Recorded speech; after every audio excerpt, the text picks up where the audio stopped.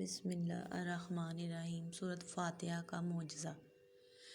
جب اس عورت نے اس سورت کو پڑھ کر اس جگہ پر دم کیا جہاں بچھو نے کاٹا تھا تو اس کا لڑکا اٹھ کر بیٹھ گیا، اور جب اس نے سورۃ فاتحہ کو پانی پر دم کر کے پلایا تو وہ اٹھ کر ایسے کھڑا ہو گیا جیسے کسی بچھو نے اسے کبھی کاٹا ہی نہیں تھا۔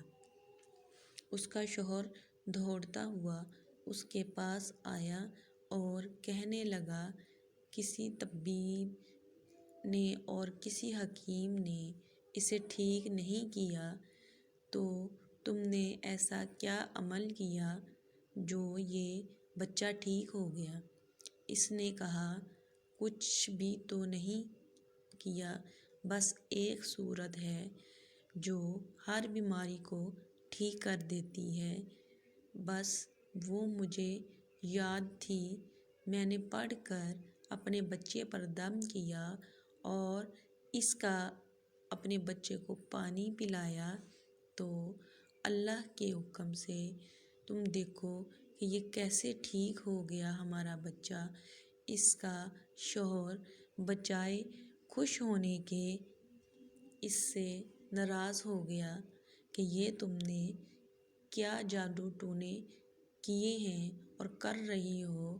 اس کی بیوی کہنے لگی، زندہ اور صحیح سلامت ہمارا بچہ ہے، ورنہ ہم اس سے بچھڑنے والے تھے، اور بچہ ہمارا ہم سے بچھڑنے والا تھا۔